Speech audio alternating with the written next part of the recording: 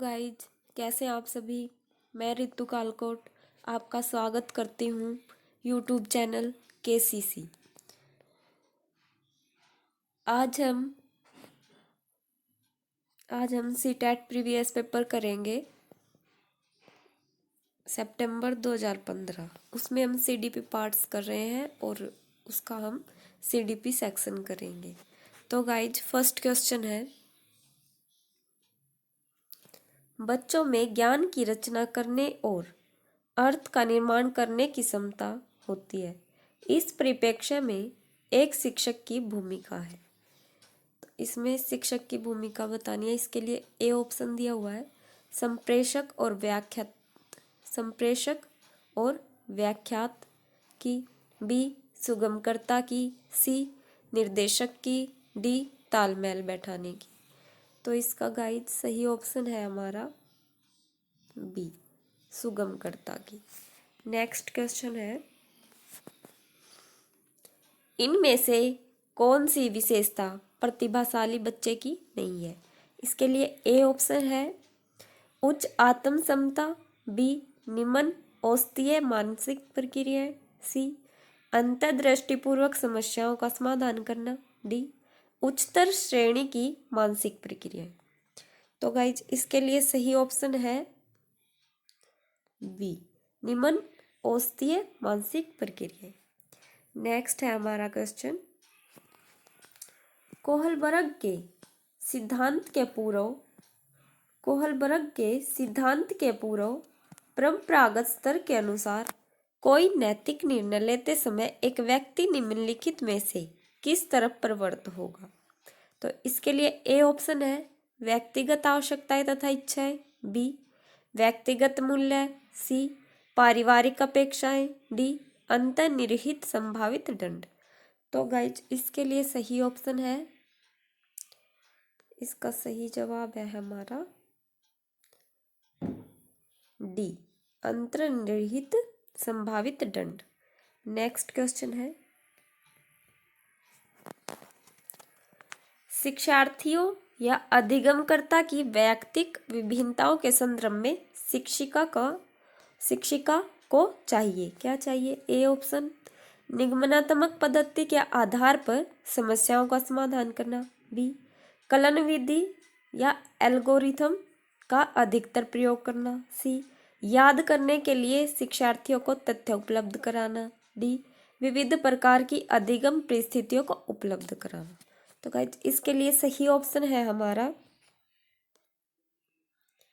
D विविध प्रकार की अधिगम परिस्थितियों को उपलब्ध कराना। नेक्स्ट है हमारा क्वेश्चन, निम्नलिखित में से कौन सा बाल विकास का एक सिद्धांत नहीं है। इसके लिए ए ऑप्शन है विकास के सभी क्षेत्र महत्वपूर्ण है, बी है हमारा सभी विकास परिपक्वन तथा अनुभव की अंतःक्रिया का परिणाम होते हैं, सी सभी विकास तथा अधिगम एक समान गति से आगे बढ़ते हैं, डी सभी विकास एक क्रम का पालन करते हैं। तो गाइज, इसका सही आंसर है हमारा सी सभी विकास तथा अधिगम एक समान गति से आगे बढ़ते हैं। ये कभी नहीं हो सकता, ये एक साथ आगे नहीं बढ़ते। नेक्स्ट है, निम्नलिखित में से कौन सा आंकलन करने का सर्वाधिक उपयुक्त तरीका है।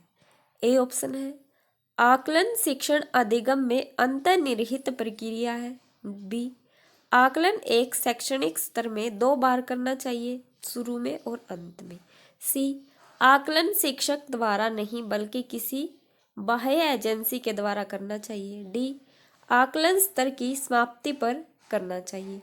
तो गाइज, इसका हमारा सही ऑप्शन हो जाएगा ए आकलन शिक्षण अधिगम में अंतर्निहित प्रक्रिया है। नेक्स्ट है, निम्नलिखित में से कौन सा सृजनात्मकता से संबंधित है।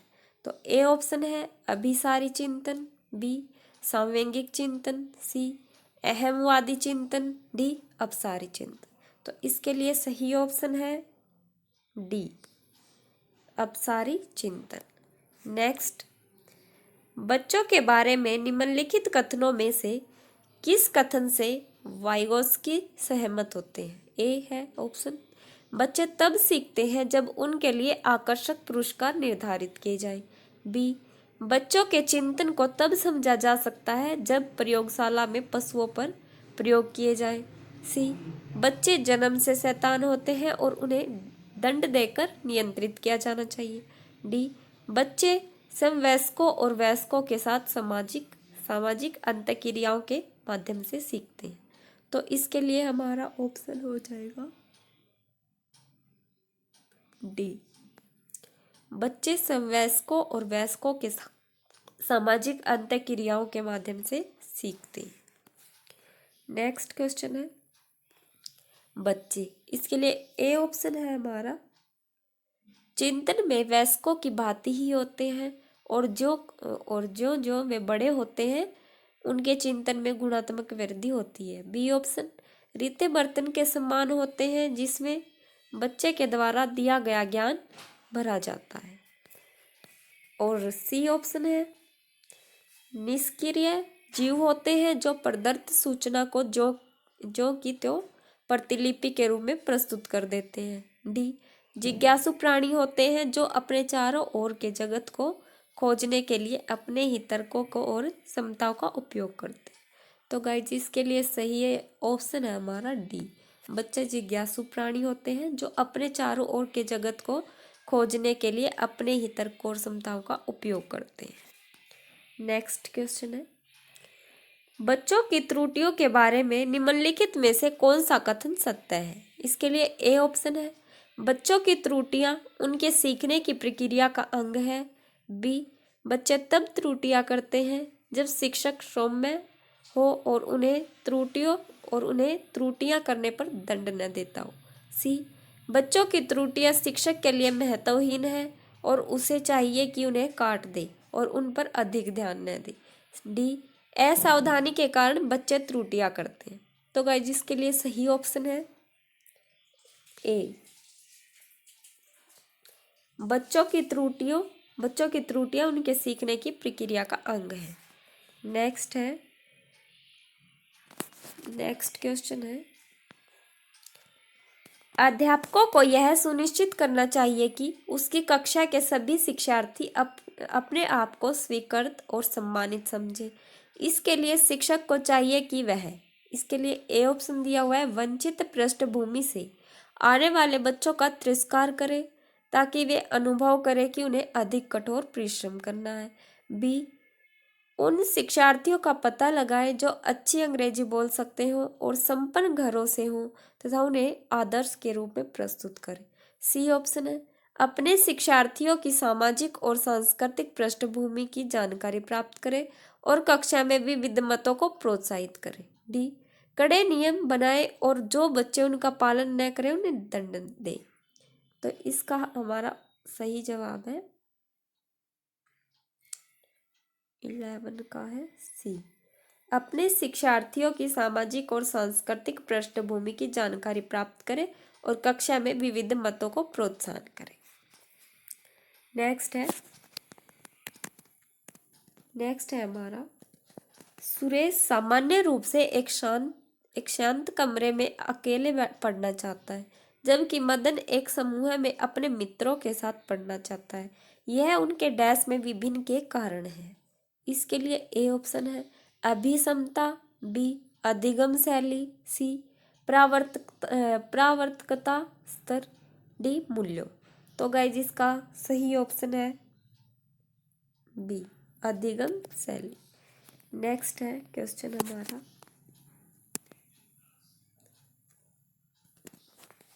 भारत में भाषिक विभिन्नता बहुत है।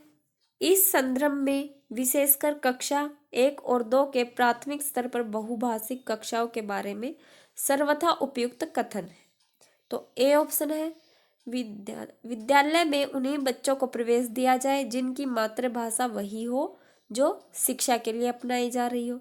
बी, शिक्षक को सभी भाषाओं का सम्मान करना चाहिए और सभी भाषाओं में अभिव्यक्ति के लिए बच्चों को प्रोत्साहित करना चाहिए। सी, जो बच्चे कक्षा में मातृभाषा का उपयोग करते हैं अध्यापक को उनकी उपेक्षा करनी चाहिए। डी, शिक्षार्थियों को अपनी मातृभाषा या स्थानीय भाषा का प्रयोग करने पर दंडित किया जाए। तो इसके लिए हमारा सही आंसर है बी। नेक्स्ट क्वेश्चन है गाइज, प्रकृति पोषण विवाद में प्रकृति से क्या अभिप्राय है? तो इसके लिए ए ऑप्शन है जैविकीय विशिष्टताएं या वंशानुक्रम सूचनाएं। बी, एक व्यक्ति की मूलवृत्ति। सी, भौतिक और सामाजिक संसार की जटिल शक्तियां। डी, हमारे आसपास का वातावरण। तो इसके लिए सही ऑप्शन है ए, जैविकीय विशिष्टता या वंशानुक्रम सूचना। नेक्स्ट है क्वेश्चन हमारा,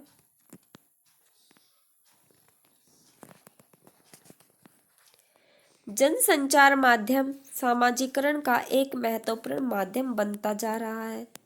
नीचे दिए गए कथनों में से कौन सा सबसे उपयुक्त कथन है? ए है सामाजिकरण केवल माता पिता और परिवार के द्वारा किया जाता है। बी, जनसंचार माध्यमों की पहुंच बढ़ रही है और जनसंचार माध्यम अभिव्यक्तियों, मूल्यों और विश्वासों को प्रभावित करता है। सी, बच्चे संचार माध्यमों के साथ प्रत्यक्ष रूप से अंतःक्रिया नहीं कर सकते। डी, संचार माध्यम पदार्थों के विज्ञापन और विक्रय के लिए एक अच्छा माध्यम है। तो गाइज इसका हमारा सही आंसर है बी। नेक्स्ट क्वेश्चन, बच्चे किस प्रकार से सीखते हैं जिसे दिए गए कथनों में से कौन सी इस प्रश्न के विषय में सही नहीं है? कौन सा इस प्रश्न के विषय में सही नहीं है? ए है बच्चे तब सीखते हैं जब वे संज्ञानात्मक रूप से तैयार होते हैं। बी, बच्चे अनेकों प्रकार से सीखते हैं। सी, बच्चे सीखते हैं क्योंकि वे स्वाभाविक रूप से प्रेरित होते हैं। डी, बच्चे केवल कक्षा में सीखते हैं। तो इसके लिए हमारा सही आंसर है डी, बच्चे केवल कक्षा में सीखते हैं। नेक्स्ट क्वेश्चन हमारा,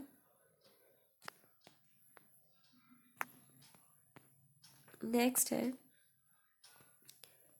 प्राथमिक विद्यालय शिक्षक को अपने शिक्षार्थियों को अभिप्रेरित करने के लिए निम्नलिखित में से किस रणनीति को अपनाना चाहिए? ए ऑप्शन दिया हुआ है प्रत्येक गतिविधि के प्रेरक के रूप में प्रोत्साहन, पुरस्कार और दंड का उपयोग करना। बी, बच्चों को उनकी रुचियों के अनुसार अपने लक्ष्य निर्धारित करने और उन्हें पाने के उद्यम में सहायता करना। सी, पूरी कक्षा के लिए मानक लक्ष्य निर्धारित करना और उनकी उपलब्धि के आकलन के लिए कठोर मानदंड निर्धारित करना। डी, प्रत्येक शिक्षार्थी में अंक लाने के लिए स्पर्धा को प्रोत्साहित करना। तो गाइज इसका हमारा सही ऑप्शन है बी, बच्चों को उनकी रुचियों के अनुसार अपने लक्ष्य निर्धारित करने और उन्हें पाने के उद्यम में सहायता करना। नेक्स्ट क्वेश्चन है निम्नलिखित में से कौन सा समाजीकरण का एक प्रमुख कारक है? ए ऑप्शन है कंप्यूटर। बी, आनुवंशिकता। सी, राजनीतिक दल। डी, परिवार। तो इसके लिए सही ऑप्शन हमारा है डी, परिवार। नेक्स्ट, बच्चों को समूह कार्य देना एक प्रभावी शिक्षण रणनीति है क्योंकि ए ऑप्शन है छोटे समूह में कुछ बच्चों को दूसरे बच्चों पर हावी होने की अनुमति होती है।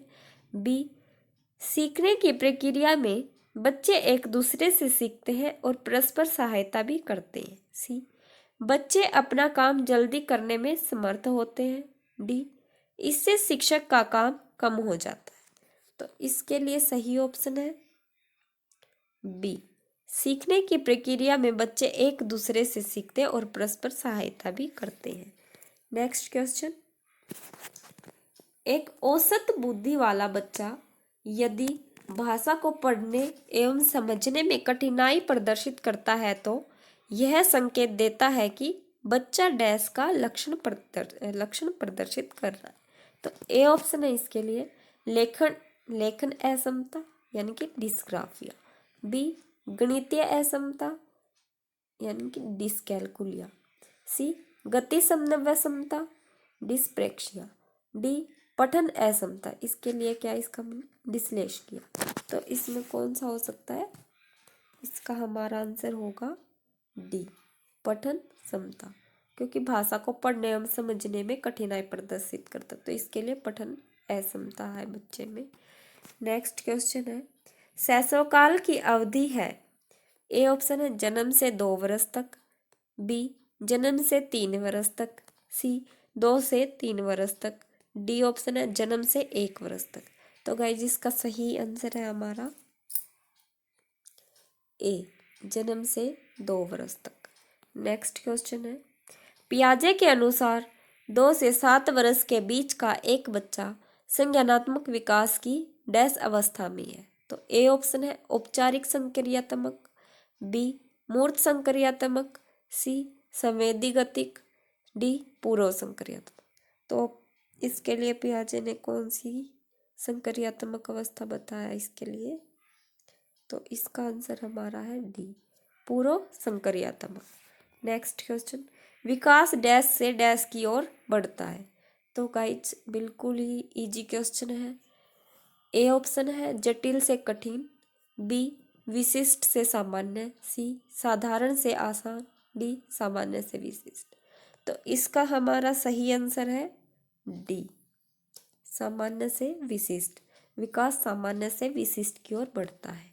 नेक्स्ट है हमारा, जब वयस्क सहयोग से सामंजस्य कर लेते हैं तो वे बच्चे के वर्तमान स्तर के प्रदर्शन को संभावित क्षमता के स्तर के प्रदर्शन की तरफ प्रगति क्रम को सुगम बनाता है, इसे कहा जाता है।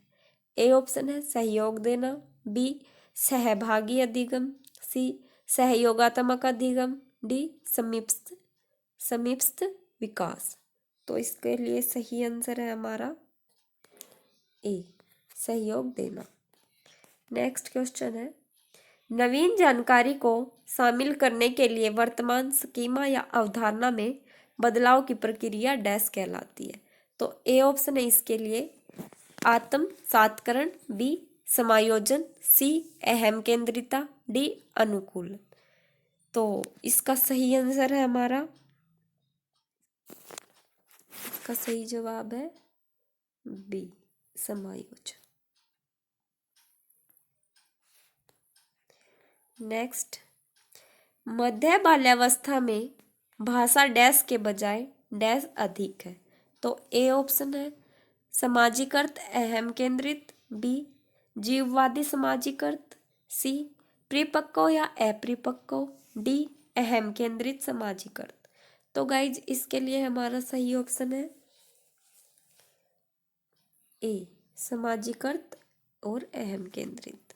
नेक्स्ट क्वेश्चन है, बाल केंद्रित शिक्षा में शामिल है, क्या शामिल है? ए ऑप्शन है बच्चों का एक कोने में बैठना, बी प्रतिबंधित परिवेश में अधिगम,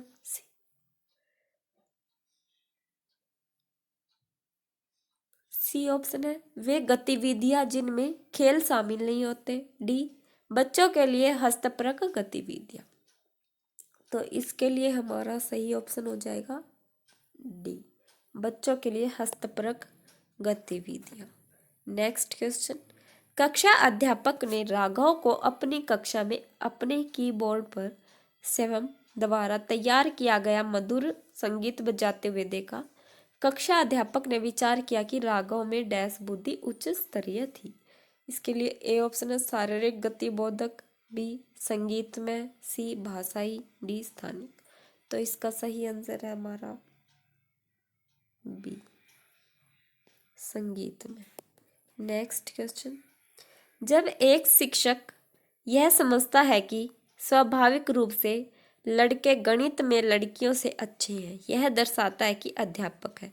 ए ऑप्शन लिंग पक्षपाती, बी शिक्षाप्रद, सी सही दृष्टिकोण वाला, डी नीतिपरक। तो गाइज इसका हमारा सही ऑप्शन हो जाएगा ए लिंग पक्षपाती। नेक्स्ट है, समावेशी शिक्षा मानती है कि हमें डैश को डैश के अनुरूप बदलना। ए ऑप्शन व्यवस्था या बच्चे, बी परिवेश या परिवार, सी बच्चे या परिवेश, डी बच्चे या व्यवस्था।